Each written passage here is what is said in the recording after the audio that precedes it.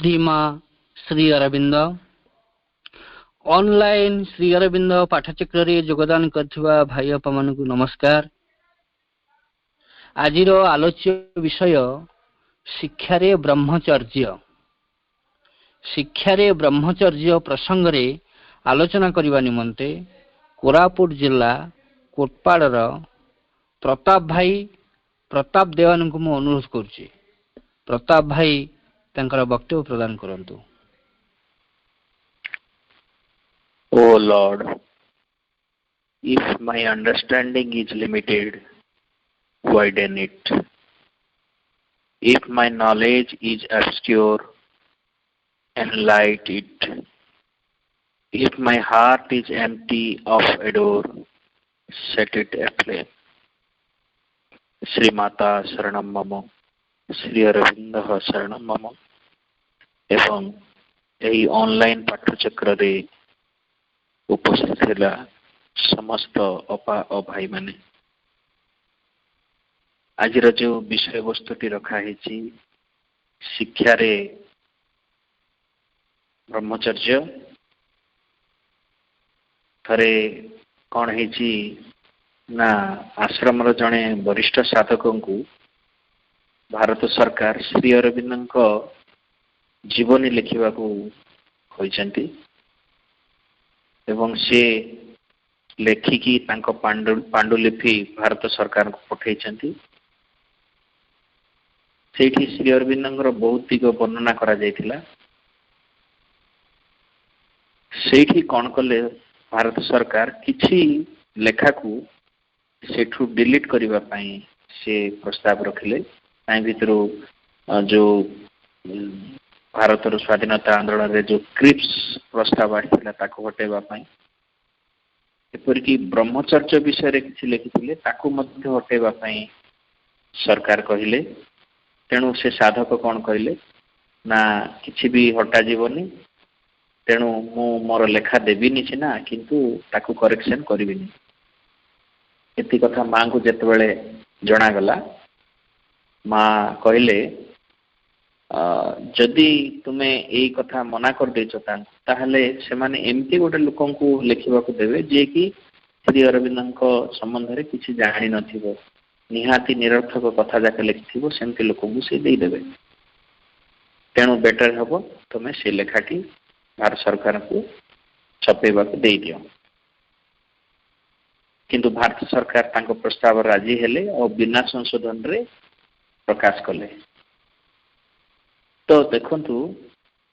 ब्रह्मचर्य उपरे समस्ते ता उपरे कहिबाकू टिके संकोच मन करंती बा आउ किछि जे भितरे थाए फल रे ताकू गोटे खोला खोली आलोचना करंती नाही। तेणु आज आमे से विषय रे भल भाव रे आलोचना करिवा तार उद्देश्य कौन को ब्रह्मचर्य क्या कह जाए एवं ब्रह्मचर्य माध्यम रे आमे कौन साधना रे तार कौन उपयोगिता रही से समस्त किछि आमे आलोचना करिवा। तो श्री अरविंद जेतेबेले भारतर शिक्षाधारा को लिखिले जहा कि गोटे यूरोपीय चिंताधारा उपर पर्यवेसित होकर रही जहा कि एबे मध्य रही ना कौन ना सबु प्रकार नॉलेज को किछि किछि पढ़ा जाउछि गोटे पिलांक पाखरे। फल रे पिलांक भितरे को गोटे विषय रे भी तार प्रभुत्व आसुनी। जो मास्टरी आसे गोटे विषय रे से गोटे विषय रो मास्टरी भी हेई पारु नै। तो ये श्री अरविंद कहते जदि गोटे पिला को गोटे विषय पढ़ा जाता ता उपरे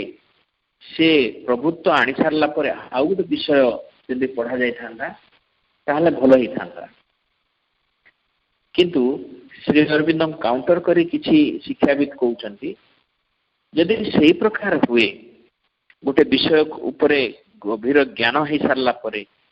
आउ गोटे विषय को जदि जीवा आमे ताहले प्रथम विषय विस्मृत हो जिबार किछि संभावना रही।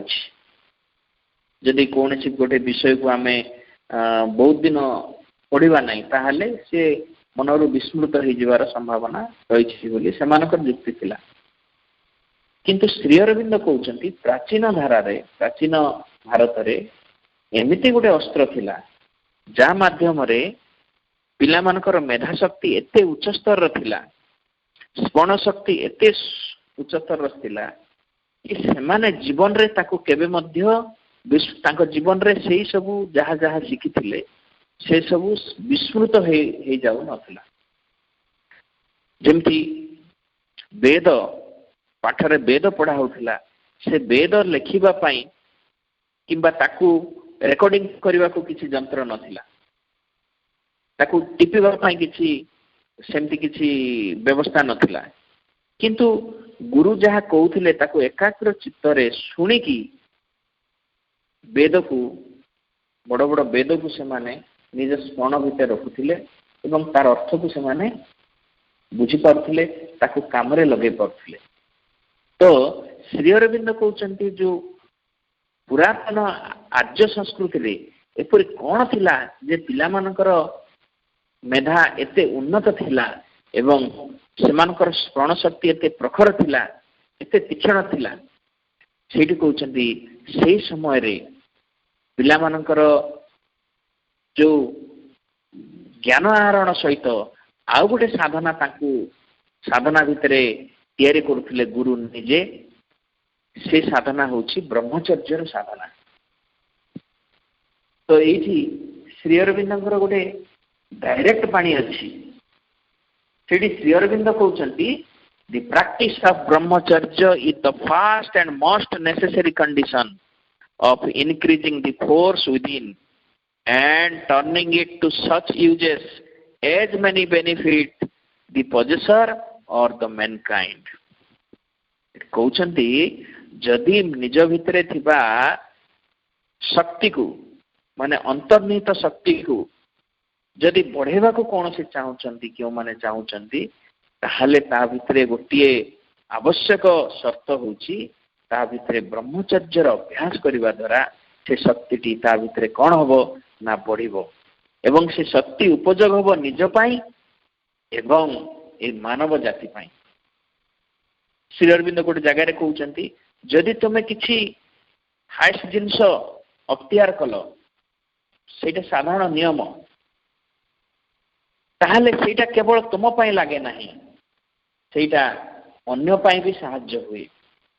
ଯେମିତି ବୈଜ୍ଞାନିକ ମାନେ କେତେ କ'ଣ ଆବିଷ୍କାର କଲେ, କେତେ କ'ଣ ଉଦ୍ଭାବନ କଲେ, କେବଳ ନିଜ ପାଇଁ ନୁହେଁ, ସେମାନଙ୍କର ଉଦ୍ଭାବନ ସେମାନଙ୍କର ଆବିଷ୍କାର ଫଳ ଆମେ ଭୋଗ କରୁଛେ। ଠିକ୍ ସେମିତି ଜଣେ ଯଦି ଏ ବ୍ରହ୍ମଚର୍ଯ୍ୟକୁ ଅଭ୍ୟାସ କଲା ତା ଦ୍ୱାରା ତା ଭିତରେ ଯୋଉ ଶକ୍ତିର ଉତ୍ସ ସହିତ ତାର ସଂଯୋଗ ହେଲା ତା ଦ୍ୱାରା ସେ ନିଜେ ଉପକୃତ ହେଇପାରିବ ଏବଂ ଏ ମାନବ ଜାତି ମଧ୍ୟ ଉପକୃତ ହେଇପାରିବ। ତେଣୁ ଶ୍ରୀ ଅରବିନ୍ଦ କହୁଛନ୍ତି ଆମ ଭିତରେ ସେ ବ୍ରହ୍ମଙ୍କର ଶକ୍ତି ଅଛି, ସେ ଶକ୍ତିର ଗୋଟେ ଭୌତିକ ରୂପ ରହିଛି, ପ୍ରତ୍ୟେକ ଶକ୍ତିର ଗୋଟେ ଭୌତିକ ରୂପ ରହିଛି। କିନ୍ତୁ ୟୁରୋପୀୟ ମାନେ ତାକୁ ଅଲଗା ବୁଝନ୍ତି, କେବଳ ଭୌତିକ ଜିନିଷକୁ ସେମାନେ ବହୁତ କ'ଣ କରନ୍ତି ନା ଷ୍ଟ୍ରେସ୍ ଦିଅନ୍ତି ଏବଂ ତା ପଶ୍ଚାତ ଥିବା ସୂକ୍ଷ୍ମ ଜିନିଷକୁ ଛାଡ଼ି ଦିଅନ୍ତି। ତେଣୁ ସେମାନେ ଅସୁବିଧାର ଫେସ୍ କରନ୍ତି। ମା ଏ ବିଷୟରେ ଆମକୁ କହିଛନ୍ତି ନା ପାଶ୍ଚାତ୍ୟର କ'ଣ ଅଛି, ବସ୍ତୁର ବିଷୟରେ ଜ୍ଞାନ ଅଛି କିନ୍ତୁ ସ୍ପିରିଟ୍ ସମ୍ବନ୍ଧରେ ଜ୍ଞାନ ନାହିଁ। ତେଣୁ ସେମାନେ ମଧ୍ୟ ଅସୁବିଧାରେ ପଡ଼ିଯାଇଛନ୍ତି। ଭାରତର ସ୍ପିରିଟ୍ ସମ୍ବନ୍ଧରେ ଜ୍ଞାନ ଅଛି କିନ୍ତୁ ବସ୍ତୁ ସମ୍ବନ୍ଧରେ ତାଙ୍କର ଜ୍ଞାନ ନାହିଁ। ତେଣୁ ବସ୍ତୁକୁ ସେମାନେ ଜଡ଼କୁ ସେମାନେ ମିଥ୍ୟା ବୋଲିକି ଜଡ଼ ସଂସାରକୁ ଛାଡ଼ିବାକୁ ବାହାରିଥିଲେ। କିନ୍ତୁ ଶ୍ରୀ ଅରବିନ୍ଦ ଏବଂ ଶ୍ରୀମାଙ୍କର ଯୋଉ ନୂତନ ଯୋଗ ମାଧ୍ୟମରେ ପୃଥିବୀର ଚେତନା ଏମିତି ପ୍ରସ୍ତୁତ ହେଲା ଯେ ଜଡ଼ ଭିତରେ ମଧ୍ୟ ସ୍ପିରିଟ୍ କାମ କରୁଛି ବା ଆତ୍ମା ଅଛି, ତାକୁ ସମସ୍ତେ ଧୀରେ ଧୀରେ ଆବିଷ୍କାର କଲେଣି। ତ ଏଇ ଦୁଇ ପ୍ରକାର ଜିନିଷର ଯେତେବେଳେ ମିଳନ ହବ, ଯେତେବେଳେ ଏଇ ଭୌତିକ ଏବଂ ସେଇ ଆତ୍ମିକ ଦି ଜଣର ଯେତେବେଳେ ମିଳନ ହବ ସେତେବେଳେ ଯାଇ ଆମର ଯୋଗ ସଂସିଦ୍ଧି ହବ, ସେତେବେଳେ ତାର ଲକ୍ଷ୍ୟରେ ସେ ପହଞ୍ଚିବ। ତେଣୁ ୟୁରୋପୀୟ ମାନେ ତାକୁ କ'ଣ ଭାବୁଛନ୍ତି, କେବଳ ସବୁ ଜଡ଼କୁ ସେମାନେ मुख्य बोली भाबिकी से माने गोटे कन्फ्यूजन भितर अछंती किंतु आमर जो जीवन कथा कहवा ए जीवन केतबेले जीवन को पाश्चात्यवादी मानकर डेफिनेशन कौन जो पर्यंत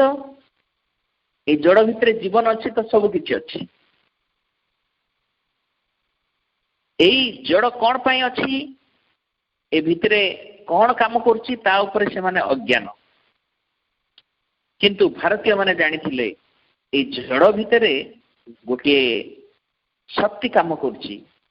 गोटे आध्यात्मिक शक्ति काम करछि से शक्ति साहाय्य जड़ ही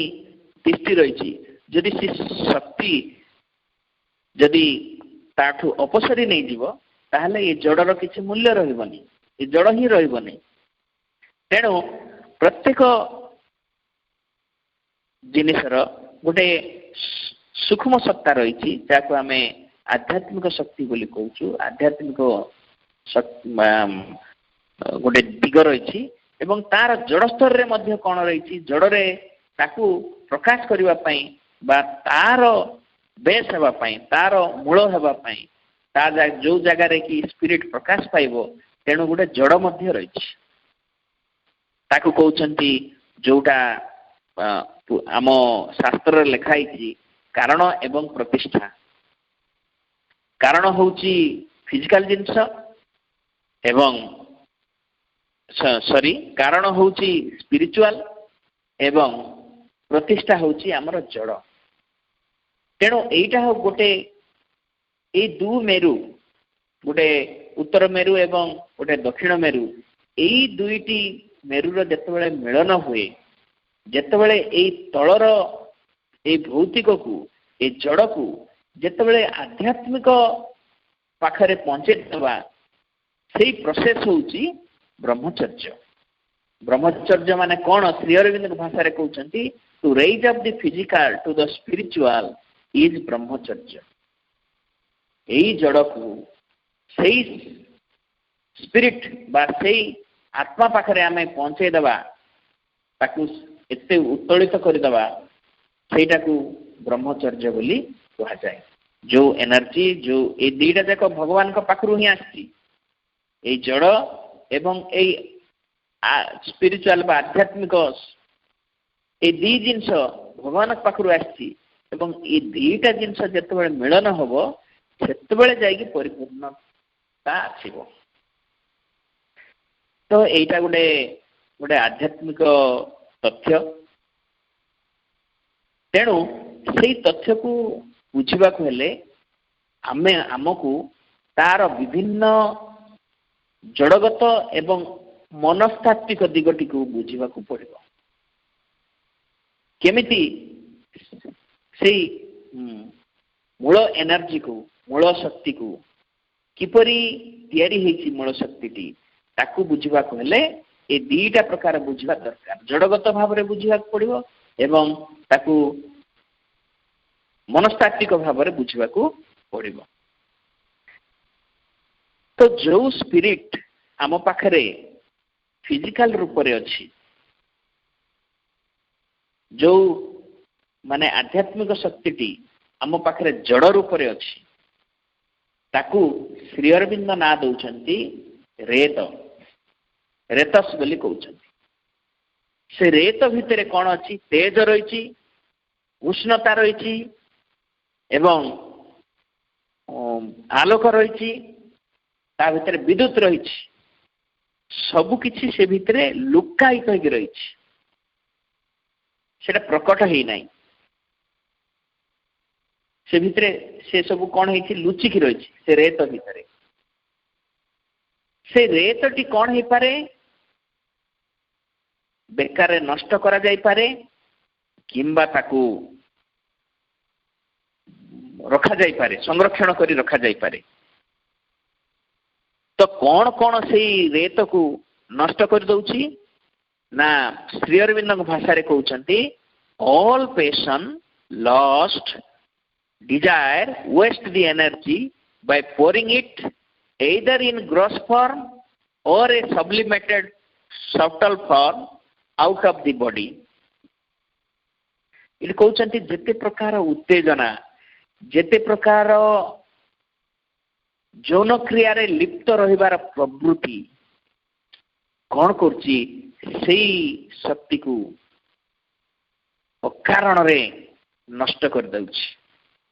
ସେ ଶକ୍ତିର ଗୋଟେ ୟୁଟିଲାଇଜ ରହିଛି। ସେଇ ଶକ୍ତି କ'ଣ ହେଇଛି ନା ରିପ୍ରଡକ୍ସନ ପାଇଁ ବା ପ୍ରଜନନ ପାଇଁ ବ୍ୟବହାର ହୁଏ। କିନ୍ତୁ ମଣିଷ ପାଖରେ ଯେତେବେଳେ ମଣିଷ ଯେତେବେଳେ ବିବର୍ତ୍ତିତ ହେଇକି ଆସିଛି ପଶୁପକ୍ଷୀ ମାନଙ୍କ ପାଖରେ ସେଇଟା ପ୍ରଜନନର ଗୋଟେ ମାଧ୍ୟମ ହେଇକି ରହିଛି। କିନ୍ତୁ ମଣିଷ ପାଖରେ ଯେତେବେଳେ ଆସୁଛି କ'ଣ ପାଇଁ ପଶୁପକ୍ଷୀ ମାନେ ନିଜର କିଛି ସ୍ୱାଧୀନତା ନାହିଁ। ସେମାନେ କ'ଣ କରୁଛନ୍ତି ନା ପ୍ରକୃତି ଦ୍ୱାରା ପରିଚାଳିତ ହେଉଛନ୍ତି। ତାଙ୍କର ଯେଉଁ ସମୟରେ ତାଙ୍କର ଗୋଟେ ସିଜନ ଆସୁଛି ସେଇ ସମୟରେ ସେମାନଙ୍କର ସେଇ ପ୍ରକାର ପ୍ରବୃତ୍ତି ଜାତ ହେଉଛି ଏବଂ ସେମାନେ ସେଇ ଯୌନ କ୍ରିୟାରେ ଲିପ୍ତ ହେଇକି ସେମାନେ କ'ଣ କରୁଛନ୍ତି ନା ସେମାନଙ୍କର ପ୍ରଜନନକୁ ଆଗକୁ ନେଉଛନ୍ତି। କିନ୍ତୁ ମଣିଷ ପାଖରେ ଯେହେତୁ ମନର ଡେଭଲପ ହେଇଯାଇଛି ସେତେବେଳେ ଏଇ କ୍ରିୟାଟିକୁ ସେ କ'ଣ କରୁଛି ନା ପ୍ରଜନନ ବ୍ୟତୀତ ତାର ନିଜର ପ୍ରାଣିକ ଉତ୍ତେଜନାକୁ ମେଣ୍ଟେଇବା ପାଇଁ ବା ତାର ପ୍ରାଣିକ ଯେଉଁ କାମନା ରହିଛି ତାକୁ ମେଣ୍ଟେଇବା ପାଇଁ ସେଇ ଶକ୍ତିକୁ କ'ଣ କରୁଛି ଅକାରଣରେ ତାକୁ ନଷ୍ଟ କରିଦେଉଛି। ଦୁଇ ପ୍ରକାର ନଷ୍ଟ ହେଉଛି। ଗୋଟେ ହେଉଛି ଯଦି କ୍ରିୟା ମାଧ୍ୟମରେ ଯଦି ଜଣେ ସେଇ ପ୍ରକାର କ୍ରିୟା କରେ ମାନେ ଯୌନ କ୍ରିୟା କରେ ତାହେଲେ ସେ ନଷ୍ଟ ହେଇଯିବ। ଦ୍ୱିତୀୟରେ ଯଦି ଯୌନ ଚିନ୍ତା ବି କରିବ ତା ମନ ଭିତରେ ଯଦି ଚିନ୍ତାଟି ଆସେ ଯୌନ ଚିନ୍ତା ତାହେଲେ ସେ କ'ଣ ହବ ସେଇ ଶକ୍ତିଟି ନଷ୍ଟ ହେଇଯିବ। ତା ଭିତରେ ଯେଉଁ ଉତ୍ତାପ ବାହାରିବନି, ତା ଭିତରେ ସେ ଆଲୋକ ରହିବନି, ତା ଭିତରେ ସେଇ ବିଦ୍ୟୁତ ରହିବନି, କିଛି ବି ରହିବନି। ତେଣୁ ଏଇଠି କହୁଛନ୍ତି ଯଦି ଆମର କଥାରେ ଏବଂ କ୍ରିୟାରେ କିଛି ଯଦି ଅପବିତ୍ରତା ମାନେ ଅପବିତ୍ରତା ରହେ ତାହେଲେ ସେ ସବୁ ନଷ୍ଟ ହେଇଯାଏ। ଆଉ ଅଲଗା ଅର୍ଥରେ କହିଲେ ଯେତେ ପ୍ରକାର ଆମ ଭିତରେ ସେଲ୍ଫ କଣ୍ଟ୍ରୋଲ ରହିଥାଏ ମାନେ ଆତ୍ମନିୟନ୍ତ୍ରଣ ରହିଥାଏ ସେ ସବୁ କ'ଣ କରେ ସେ ଶକ୍ତିକୁ କ'ଣ କରେ ସାଇତି ରଖେ, ସଂରକ୍ଷଣ କରେ। ଯେତେ ପ୍ରକାର ଆମେ ଯେଉଁ ଆତ୍ମସଂଯମ କରୁ ବା ଆତ୍ମନିୟନ୍ତ୍ରଣ କରୁ ସେ ସବୁକୁ କ'ଣ କରେ ଆମ ଭିତରେ ସଂରକ୍ଷଣ କରି ରଖେ ଏବଂ ତାକୁ ବଢ଼ାଏ। ଏବଂ ଆମେ ତାକୁ ଯେଉଁ ଆମର ଫିଜିକାଲ କର୍ମରେ ବ୍ୟବହାର କରୁ ସେଇଟା ବହୁତ ଲିମିଟେଡ୍। ଆମର ଫିଜିକାଲ କର୍ମରେ ଯେଉଁ ଆମର ଫିଜିକାଲ କର୍ମ ବହୁତ ଲିମିଟେଡ୍। ତା ପାଖରେ ଅସରନ୍ତି ଶକ୍ତି ଅଛି ଏବଂ ଯେଉଁ ଶକ୍ତିଟି ଆମ ପାଖରେ ବଳିଗଲା ଯେଉଁ ସରପ୍ଲସ୍ ରହିଲା ତାକୁ ଯଦି ଆମେ ଠିକ୍ ୟୁଟିଲାଇଜ କରାଯାଇପାରିବ ତାହେଲେ ସେ ଗୋଟେ ବୃହତ୍ତର ଶକ୍ତିରେ ପରିଣତ ହେଇଯାଇପାରିବ। ଏଇଠି ଶ୍ରୀ ଅରବିନ୍ଦ କହୁଛନ୍ତି ଆମ ପୁରାତନ ଶାସ୍ତ୍ରରେ ଲେଖା ହେଇଛି ରେତ ହେଉଛି ଜଳ, ଯାହାକୁ ଇଂଲିଶରେ ୱାଟର କହୁଛନ୍ତି, ଯାହା ଭିତରେ ଆଲୋକ ଅଛି, ଉତ୍ତାପ ଅଛି, ବିଦ୍ୟୁତ ଅଛି। ତ କ'ଣ ହେଇଛି ଯଦି ତାକୁ ସଂରକ୍ଷଣ କରାଯାଏ ସେଇ ରେତକୁ ଯଦି ସଂରକ୍ଷଣ କରାଯାଏ ତାହେଲେ ସେ ଉତ୍ତାପରେ ପରିଣତ ହୁଏ, ତପସ୍ୟାରେ ପରିଣତ ହୁଏ, ଯେ କି ସମଗ୍ର ପଦ୍ଧତିକୁ କ'ଣ କଲେ ଷ୍ଟିମୁଲେଟ୍ କରିଦିଏ। ଯେମିତି କ୍ଷୀରଟି ତରଳ ହେଇକି ରହିଛି ଯେତେବେଳେ ତାକୁ ରଖାଯାଏ ଗରମ କରାଯାଏ ସେତେବେଳକୁ ତା ଉପରେ ଗୋଟେ ସର ପଡ଼ିଯାଏ। ଠିକ୍ ସେମିତି ରେତ ଯେତେବେଳେ ଆତ୍ମସଂଯମ ଦ୍ୱାରା କ'ଣ ହୁଏ ଉତ୍ତପ୍ତ ହୁଏ ସେ କ'ଣ ହୁଏ ତା ଭିତରେ ଯେଉଁ ତାର ଯେଉଁ ଶକ୍ତି ଅଛି ତା ଶକ୍ତିଟି ତାକୁ ତେଣୁ ତପସ୍ୟା ବୋଲି ମଧ୍ୟ କୁହାଯାଏ। ସେ ଷ୍ଟିମୁଲେଟ୍ ହୁଏ ତା ଭିତରେ ପଦ୍ଧତିଗତ ଭାବରେ ସେ ଗୋଟେ ଷ୍ଟିମୁଲେଟ୍ ହେଇକି ଶକ୍ତିଟି ଉପରକୁ ଆସେ। ତାପରେ କ'ଣ ହୁଏ ସେଇ ତେଜସ୍ ସେଇ ତପ ଭିତରେ ଦେଇକି କ'ଣ ହୁଏ ତେଜସ୍ରେ ଯେତେବେଳେ ପରିଣତ ହୁଏ ସେତେବେଳେ ସିଏ ହେଉଛି ସମସ୍ତ ନଲେଜର ଗୋଟେ ଉତ୍ସ। ତେଣୁ ସେଇ ସ୍ତରକୁ ଯିଏ ପଳେଇଲା ତା ପାଖରେ କିଛି ବି ନଲେଜ ଅଛପା ହେଇକି ରହିବନି, ସବୁ ନଲେଜ ତା ପାଖରେ ଆସିବ। तापर तृतीय स्टेज को जाए से तृतीय स्टेज होची इलेक्ट्रिसिटी रे परिणत हुए से विद्युत रे परिणत हुए जोटा होची गोटे सबठु पावरफुल फोर्स पावरफुल शक्ति एपरिकी मनरे हो माने बुद्धिगत हो किंबा शारीरिक हो प्रत्येक क्षेत्र में से गोटे फोर्सफुल एक्शन भाव रे करे से फोर्स ता भितरे बहुत गुडे माने गोटे गोटे शक्तिर गोटे कनसेंट्रेट रूप तार माने गोटे शक्तिर गोटे कौन कहे ताकू एक केंद्रित रूप से रूप से पहुंची जाए एवं से विद्युत टी पहुंची जाए हो जाए ताकू अजस बोली कहा जाए जाकू प्योर प्राण शक्ति जे कि मूल शक्ति एवं से होची कौन जेतेबेले से अजस रे परिणत हुए से अजस रे परिणत होला बेले तार फिजिकल स्ट्रेंथ बहुत बढ़ी जाए तार ब्रेन पावर बहुत बढ़ी जाए जोटा कि से शक्ति होची नियर टू स्पिरिट अर्थ से आत्मार निकटतर तेणु जो जल बा जो रेत बोली कहले जे जल रूप रे अछि ताकू जदि आमे आत्मसंयम माध्यम रे पुरातन शास्त्र रे एमति कराइतिला आत्मसंयम माध्यम रे ताकू तप करी करी करी करी करी सेही फिजिकल यूनिट को सेही शारीरिक सत्ता को कोन करथिले ना स्पिरिट पाकू नहीं जाउथिले अजस रे परिणत करि दे जोटा कि कोन होथिला पूरा निकटतर थिला कार ना आत्मार तेणु से समय कौन होता से यही प्रकार गोटे प्रोसेस देखी पद्धति गत भाव में देखी कौन करा होता ना से रेत को अजस रे परिणत करा जाउथला एवं से क्षेत्र में जी पहुँचला से ता भीतर ये सब जिनस उदय होता कौन स्पिरिचुअल नॉलेज आध्यात्मिक ज्ञान स्पिरिचुअल लव आध्यात्मिक प्रेम स्पिरिचुअल फेथ आध्यात्मिक विश्वास स्पिरिचुअल स्ट्रेंथ आध्यात्मिक शक्ति तो यही भितर पद्धति भितर जदि तार एटा जो जागृत करा जाउथला ताहले सेही पिला माने केबे मध्य संसार गोटे बोझ होइकि रहु नथिले कोन पई ताक पाखरे एई सब जिंस रहउथला spiritual love spiritual faith spiritual knowledge spiritual strength सब किछि रहउथला तेणु से माने समाजर गोटे दिग्दर्शक होइकि भविष्य रे रहउथले समाजर गोटे निर्माता होइकि रहउथले एवं एई समस्त कार्य को कंट्रोल करथिले सेही समय रो सेही गुरु किंतु वर्तमान सेही सिस्टम को आमे जदि आम शिक्षाधारा रे पहुंचेबा चेष्टा करिवा ताहले प्राय असंभव करी लागिबो कोन पई सेमिति गुरु वर्तमान मिल पारिबेनी कोन पई आम भितरे विभिन्न खबर कागज रे भारुचंती भारुची प्रत्येक ये भितरे केते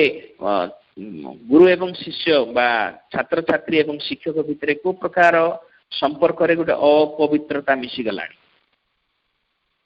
एटा से पुरातन जुगर कथा से पुरातन कौन एजीटी जेबे रिटर्न कले जाय कि से शिक्षा क्षेत्र रे परिमार्जित हबो ना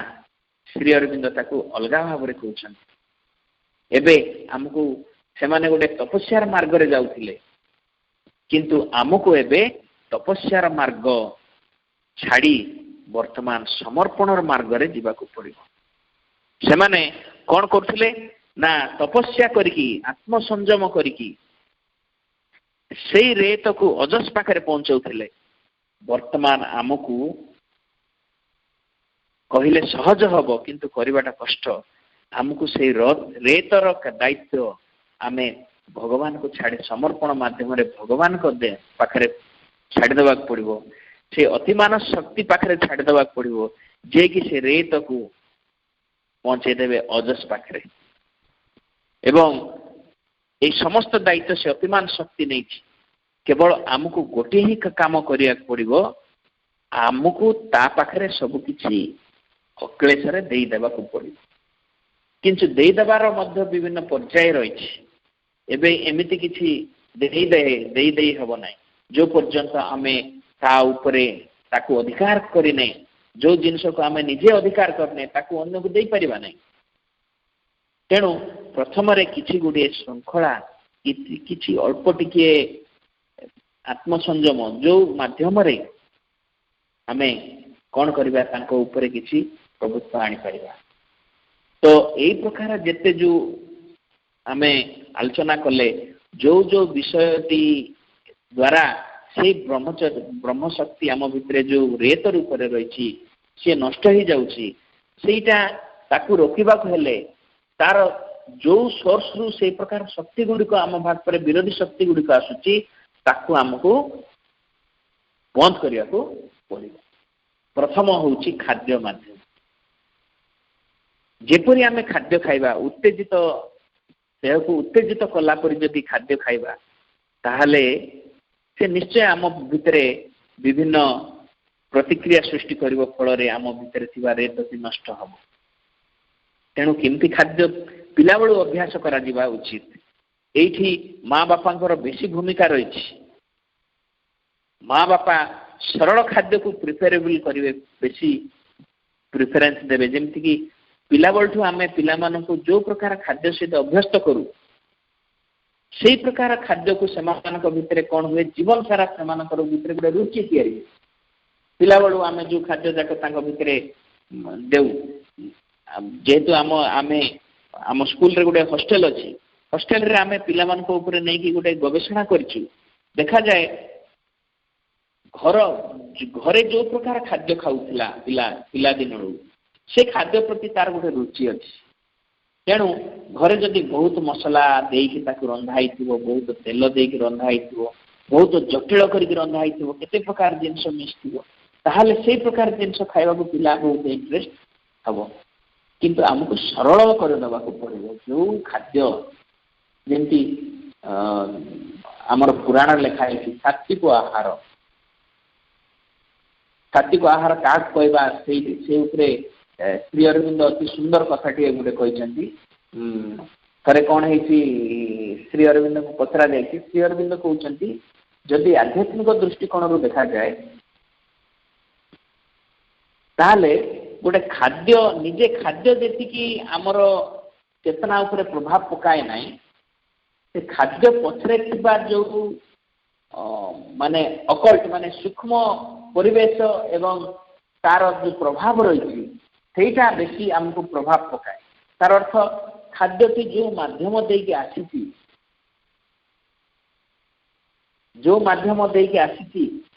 ଯୋଉ ଲୋକମାନଙ୍କର ଚେତନା ସେ ଭିତରେ ପ୍ରବେଶ କରିଛି, ତାର ପ୍ରଭାବ ବେଶୀ, ସେ ଖାଦ୍ୟର ପ୍ରଭାବଠୁ ଅଧିକ। ତେଣୁ ଆମକୁ କ'ଣ କରିବାକୁ ପଡ଼ିବ ନା, ଯେମିତି ହେଲେ ଖାଦ୍ୟ ଖାଇବା। ବର୍ତ୍ତମାନ ପରିସ୍ଥିତି ଆମର ଅଛି, ଖାଦ୍ୟ ବିନା ଆମେ ବଞ୍ଚିପାରିବା ନାହିଁ। ତେଣୁ ଯେମିତି ହେଲେ ଆମେ ଖାଦ୍ୟଟି ଖାଇବା। ତେଣୁ ସେ ଖାଦ୍ୟର ଯୋଉ ମୂଳ ଅଂଶକୁ ଯେମିତି ଯିବ, ଯେମିତି ସେ ଖାଦ୍ୟଟି, ଯେମିତି ଆମେ ପ୍ରାର୍ଥନା କରୁଛୁ, ହେ ମୋର ପ୍ରିୟତମ ପ୍ରଭୁ ସର୍ବୋତ୍ତମ ସତ୍ୟ, ତୁମର ଏଇ ଯୋଉ ପ୍ରସାଦ ମୁଁ ସେବନ କରୁଛି, ତା ମୋର ପ୍ରତ୍ୟେକଟି କୋଷ ମଧ୍ୟରେ ଭରି ଦଉ ତୁମ ସମସ୍ତ ଜ୍ଞାନ, ତୁମ ସମସ୍ତ ଶକ୍ତି, ତୁମ ସମସ୍ତ କରୁଣା, ଏହା ହିଁ ମୋର ଅଭିପ୍ସା। ଏତିକି ଯୋଉ ପ୍ରାର୍ଥନା କରୁଛେ, ଏ ପ୍ରାର୍ଥନା ଗୋଟେ ପାୱାରଫୁଲ ପ୍ରାର୍ଥନା। ଯଦି ଏ ପ୍ରାର୍ଥନା ଅନ୍ତରରୁ କରାଯାଉଛି, ଆନ୍ତରିକତା ସହିତ କରାହେଉଛି, ତାହେଲେ ଠିକ ଅଛି। ଯଦି ମେକାନିକାଲ କରାଯାଉଛି, ସେଇ ପ୍ରାର୍ଥନା ଆଡ଼େ ଆମର କିଛି ମନ ନାହିଁ। ମା ଆମକୁ ସୁନ୍ଦର ପ୍ରାର୍ଥନାଟିଏ ଶିଖେଇ ଦେଇଛନ୍ତି। ଆମେ ଏତିକି ପ୍ରାର୍ଥନା ଯଦି କରିଦେବା, ତାହେଲେ ମାନେ ଅତି ସରଳ ଭାବରେ ଏବଂ ଅତି ଆନ୍ତରିକ ଭାବରେ ଏତିକି ପ୍ରାର୍ଥନା ଅନ୍ତର ଭିତରୁ କରିବା, ତାହେଲେ ମା ଦାୟିତ୍ୱ ଆମର ନେଇଛନ୍ତି। ଖାଦ୍ୟ ଭିତରେ ଥିବା ସବୁ ପ୍ରକାର ଦୁର୍ଗୁଣକୁ ସେ ଭଲ ଗୁଣରେ ପରିଣତ କରିଦେଇକି ଆମକୁ ଚେତନା, ଶକ୍ତି ଏବଂ ତାଙ୍କର ଚେତନା, ତାଙ୍କର ଶକ୍ତି ଏବଂ ତାଙ୍କ କରୁଣା ପ୍ରଦାନ। ଅତି ସରଳ ଉପାୟ। ଆମେ ଏତେ ମାନେ ଜଟିଳ ଭିତରକୁ ଯିବନି। ଏତେ ଖାଦ୍ୟର ପ୍ରକାର ଭେଦ ରହିଛି, କୋଉଟା ଖାଇବେ କୋଉଟା ନାହିଁ, ଏତେ କିଛି କହିବା ନାହିଁ। କିନ୍ତୁ ଗୋଟିଏ କଥା କରିବା, କେବେ ମଧ୍ୟ ନିଜର ଲୋଭ ପାଇଁ ଖାଦ୍ୟ ଖାଇବା ନାହିଁ। ଲୋଭ ପାଇଁ ଖାଦ୍ୟ ଖାଇବା ପାଇଁ, ସେ ଆମିଷ ହଉ କିମ୍ବା ନିରାମିଷ ହଉ, ମା କହୁଛନ୍ତି आमिष हो कि निरामिष हो जदि लोभ लगी खाऊच ताहले मांकर चेतना से काम करिवो नाही। जदि तुमर शारीरिक आवश्यकता लगी तुम खाद्य खाऊच जदि तुम लोभ लगी खाद्य खाऊन ग्रीड जो कहते नीड खाइब ग्रीड जो खाइब ताहले कौन हम माँ साहाଯ୍य सब बेले रही भी यथार्थ भाव में प्रार्थना भी कर अति आंतरिक भाव में कर। तेणु आम भितर प्रश्न आसे कि आम निरामिषासी हेबा ना आमिषासी हेबा ये माँ कहीदे सेटा आपण निज शरीर ऊपर निर्भर कर। सप्रेम बोली गोटे साधक थे से माँ को सी नॉनवेज खाऊले एवं माँ को सी गोटे पत्र लिखिले कहले मु आमिष खाइबी ना मु वर्तमान निरामिष खाइबी। से माँ उत्तर दौरान मना करते कौन पाई तोर स्वास्थ्य पाई कौन दरकार ना आमिष दरकार तेणु तोते आमिष दिया तोते मीट दिया मांस दिया एवं से सचेतन करे किंतु मांस निरामिष हो कि आमिष हो किंतु तुम ग्रीड जो खाइबनी कहते इवेन आइसक्रीम भी खाइबनी ये कहते माँ a sadhak must eat to satisfy the need of the body not the meet not to meet the demand of his greed greed जो खाइबनी ताहले माँ शक्ति ता भीतर निश्चय काम करिवो। द्वितीय कथा देखिबा माने जोटा आम पई एवॉइड करी हबो नै से काम जाक मु प्रथम कहि दउची। एक तो खाद्य को आम केबे भी एवॉइड करबा नै खाद्य भीतर देकी आम भीतर केते चेतना आछि केते सेटा तो केबे एवॉइड करबा नै। द्वितीय होची निद्रा जदि ठीक भाव में आम शोइबा नै जेते प्रकार आत्मसंयम आम दिन बेला करिथिबा राति रे केमती शुआ जाए जदि आम से कलाटी शिखी नथिबा ताहले आम दिन सारा परिश्रम रातिर माने 24 घंटा रू जो 8 घंटा आम 6-7 घंटा 8 घंटा जो शोचे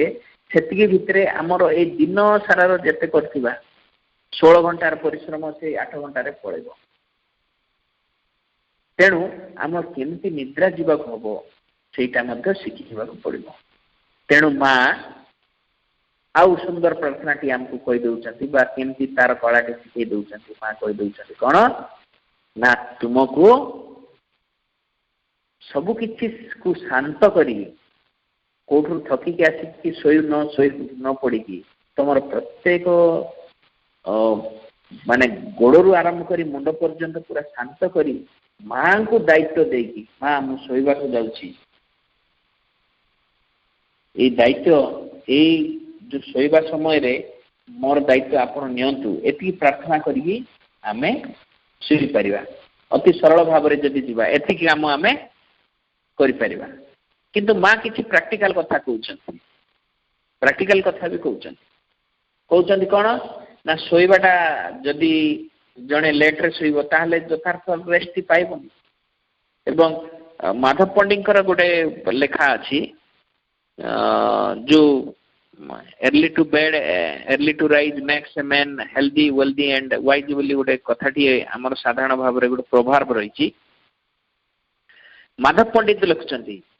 जदि जड़े ब्रह्म मुहूर्त न उठे ताहले तार अवस्था कौन हम। ब्रह्मचारी माने ब्रह्म मुहूर्त उठा माने ता उपरे ताकू बेस करिकी माँ लेखा मु खोजिकी पाइनी किंतु माधव पंडित लेखा पड़ी ना ब्रह्म मुहूर्त गोटे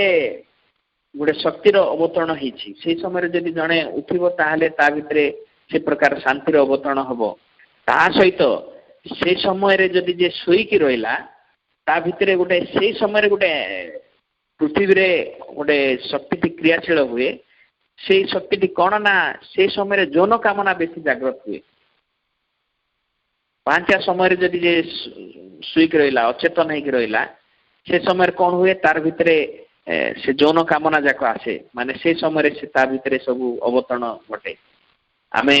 जो विभिन्न ये यौन क्रिया ये सब भितर जो कथा कहूचे ये भावुचे आमर साटिस्फैक्शन किंतु अनेक सत्ता रही आपण माध्यम से साटिस्फैक्शन होउछन आपण से क्रियाटी करूछंती किंतु साटिस्फाई सी होउछंती तो से समय जदि आमे जने उठी पड़े सचेतन हो जाए ताहले ताइरु किछि से रक्षा करी पारिबो एमिति कि जने जो कहा जाए आत्मसंयम माने केते जन कहती तांकर भितरे थिबा भावना को दबेई के रखिबा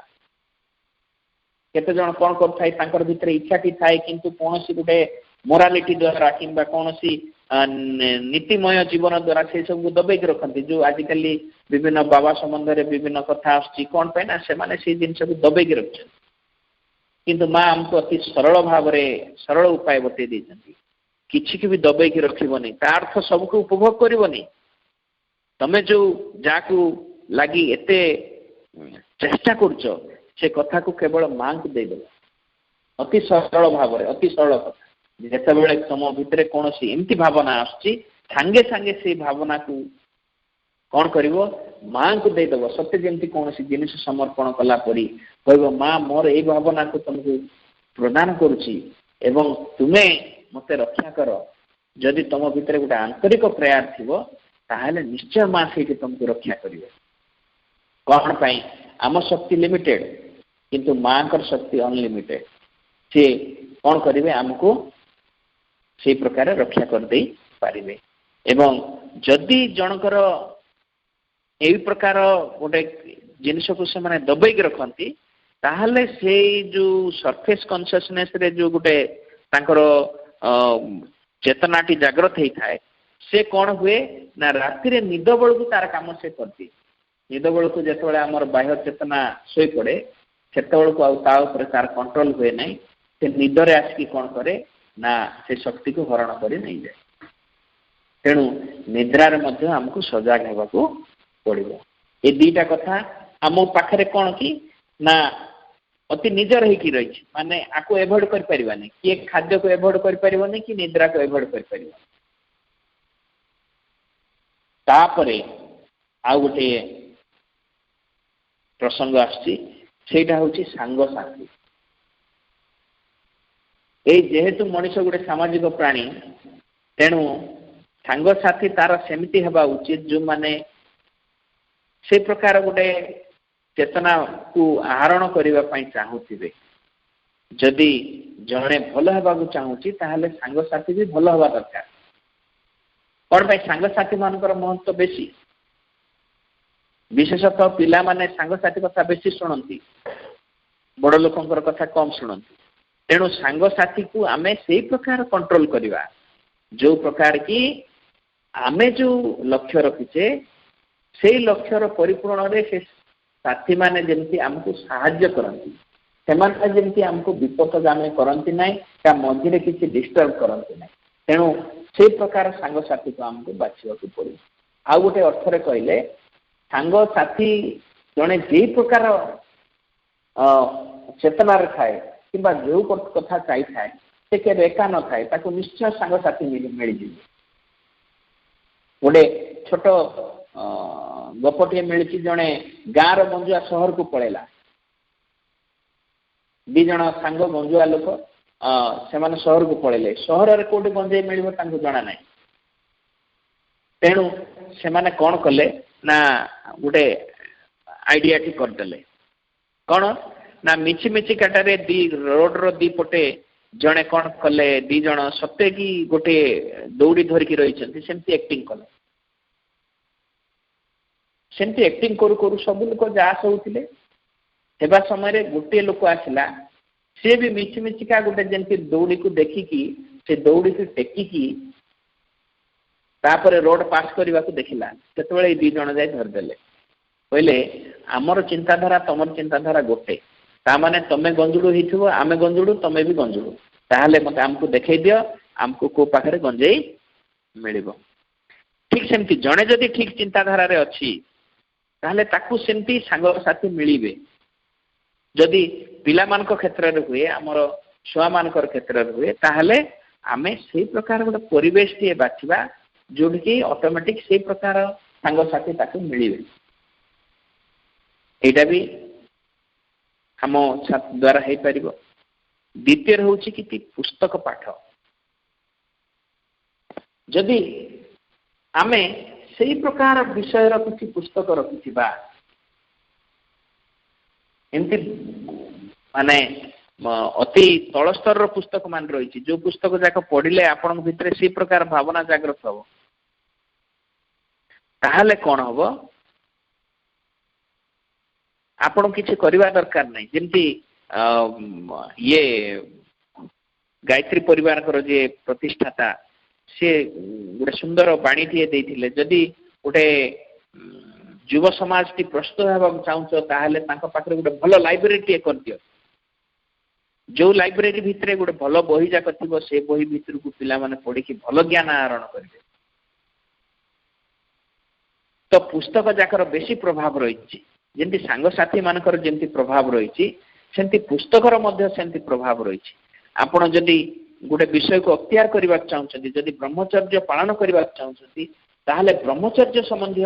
विभिन्न बही जाक पढ़तु आपण चेतनार गोटे आमूल परिवर्तन हो आपण जो जिनस जाक कर पारे से जिनस जाक करें से बही भितर विशेषतः माँ श्री अरविंद बही भितर देखिए से सब विषय जाक जाक जिते आप पढ़े से समय आप चेतनार गोटे अन्य दिग खोलीज आपण बाट पाऊ नथिबे केमती ताकू मो करी से बाट जाक ऑटोमेटिक मिल जीवो से बही भितर कौन पाई माँ बाणी गुड़िक कौन ना माँ गोटे गोटे से माँ बाणी नुआ माँ गोटे गोटे फोर्स गोटे निर्दिष्ट अर्थ से प्रयोग कर माँ सब बहिर आगे लिखिं से गोटे गोटे बाणी नुहे गोटे गोटे शक्ति से पढ़िले से शक्ति कौन हुए आम भीतर संचारित हो जाए एवं आमे जहाँ चाहूँ ताकू आमे अख्तियार कर परिबा। तेणु से प्रकार बही आमे पढ़िबा जोटा कि आमर अनुकूल होगी थिबो एवं आमर नीतिदिनिया जीवन रे गोटे बड़ माने पाठचक्र अपा भाई क्षेत्र में देखा जाउची गोटे बड़ भाग रही कौन ना टीवी रे विभिन्न सिनेमा सीरियल देखा आश्रम रे सिनेमा देखा जाए किंतु आश्रम रे जो सिनेमा देखा जाए सेटा गोटे एजुकेशन संबंधी माने सेमानकर शिक्षा संबंधी गोटे बोर्ड अच्छी को सिनेमा देखेबे ताकू पास करती से तो सेमाने एमती निजर प्राण को आह्लादित बा आमोदित करने से सिनेमा देखती ना से सिनेमा भितर किसी शिक्षणीय जिनस थाए ताकू शिखापी से सिनेमा देखती। तेणु आमे आम जीवन रे केते सिनेमा जो करुचे एबे जो सिनेमा देखुचे किंबा जो सीरियल देखुचे केते माने से भितर गोटे अश्लीलता रही तेणु ताकू निश्चय आमको एभॉइड करने पड़ो। आमे जदि चाहूनु आम पिला माने सेमती हुअन्तु ताहले आमे ताकू एभॉइड करने पड़ो। आमको समय ही मिलबनी आमको जदि माँ श्री अरविंद बही पढ़ा एवं तांकर कार्य करवा ताहले ए सिनेमा सीरियल लगी आमको समय ही मिलबनी। अति अति साधारण कथा मु कहूँ यहाँ साधारण जीवन रे यही प्रकार जिनस जाक आसे एवं से भितर केते जिनस आसे देखिए आजिकल सीरियल रे गोटे किसी स्टोरी ना एमती गोटे जोटा को गोटे फैमिली देखी पारे ना से प्रकार स्टोरी से स्टोरी भितर किसी ना किंतु आम देखा एते सुंदर भाव में सजाई कराई जे एते सस्पेंस रे रखा हुए गोटे गोटे सीरियल को जे आपण बाध्य हे नेक्स्ट दिन जमी जगी थे से समय को ताकू देखा तेणु से सब जिनस को केमती आपण एभॉइड करेंगे कौन पाए आमको जहाँ देखा जाऊँ आम दृश्य जहाँ देखुचु सेटा ही कर्म रे करवा आम जीवन रे जोटा जोटा एमती घटी जाऊँगी से सब निश्चय ना कि कर्म रे आम करवा। तेणु सेटा किसी नुहे मुझे मास्टरी हासिल करती कहले हेबनी ताकू जीवन रू दूरे देवा पड़ो ताकू दूरे देले जाइए तुम भितर भल जिनस गुड़िक आसो। यहाँ मु अनेक माने पाठचक्र अपा भाई भितर भी देखी से गोटे सीरीयस गोटे सीरियल बहुत अटैच होता सीरियल जगह किसी ना आजकल गोटे नीर स्टोरी को नहीं कि माने पाखे स्टोरी ना जेहेतु गोटे गोलिया मिशा सब किसी गोलिया मिशा एवं से चरित्र जाक एत कदर्य भाव माने वर्णित होगी रही चरित्र जाक एत कदर्य तार भाव कि से जिनस जो बारंबार देखिए